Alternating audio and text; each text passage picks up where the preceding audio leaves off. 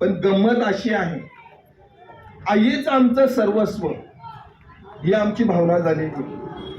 बापाकडे आम्ही फारसं लक्ष देत नाही.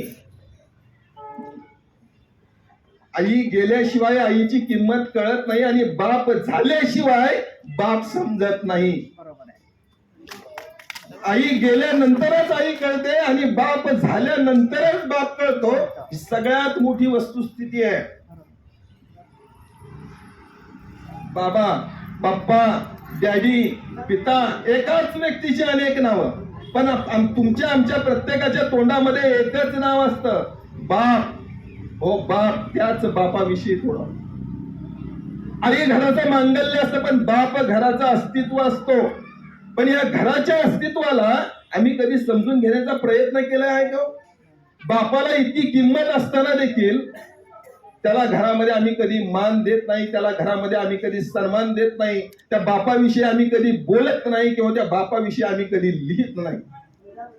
साने गुरुजींनी श्यामची आई लिहिली, पण साने गुरुजींनी श्यामचा बाप मात्र रेखाटला नाही. संत महात्म्यांनी आईची थोडवी गायली, देवादिकांनी आईचं तोंड भरून कौतुक केलं.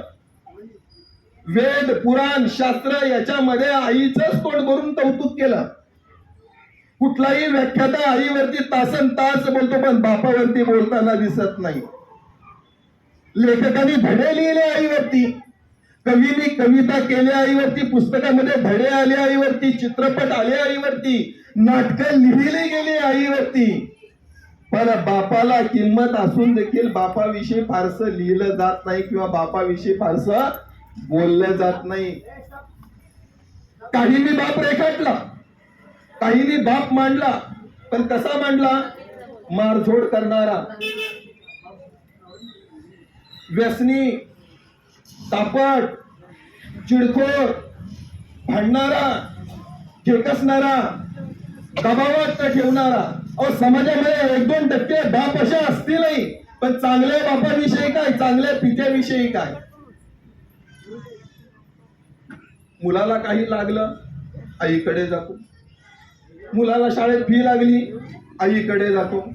मुलाला सहलीला जायचंय, आईकडे जातो. मुलाच्या काही अडीअडचणी असतील, आईकडे जातो. प्रेम आईवरती करतो, पण बापाच्या जवळ तो सहसा जात नाही. त्याला कारणही एक प्रकारे आई असते. आई लहानपणापासून मुलाला सांगते, बाबा येतील, अभ्यासाला बस, अभ्यास कर, आता बाबा मारतील. खेळायला जाऊ नको, बाबा मारतील.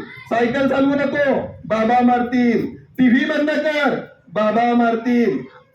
म्हणजे बाबा मारतील, बाबा मारतील, बाबा मारतील. त्या पोराच्या मनावर इतकं बिंबवलं जातं की या बापाचा जन्म आपल्याला मारण्यासाठीच झालाय का काय, अशी त्या पोराची भावना होते. आणि ते पोर त्या बापापासून हळूहळू दूर जातं. बाप त्या मुलाला जवळ करण्याचा खूप प्रयत्न करतं, पण त्या मुलाच्या मनावरती इतकं बिंबवलं गेलेलं असतं की ते मूल बापापासून दूर जातं आणि आईच्या जवळ जातं. अहो, शाळेमध्ये तुम्ही जर बघितलं, मुलांना एखादा निबंध लिहायला सांगितला तर मुलं निबंध काय लिहितात? काय लिहितात मुलं निबंध? माझी आई, माझा बाप निबंध लिहितात का? बोटावर मोजण्या इतका एखादा मुलगा लिहितही असेल माझा बाप, पण माझी आई निबंध लिहितात. अहो, शपथ घ्यायची असेल तरी आईची शपथ घेतली जाते, बापाची शपथ कोणी घेतं का? म्हणजे शपथ घेण्याच्या लायकीचाही आम्ही आज बापाला ठेवला नाही. काय गुन्हा आहे हो त्याचा एवढा? काय गुन्हा आहे की शपथ घेण्याच्या लायकीचाही आम्ही बापाला ठेवलेला नाही?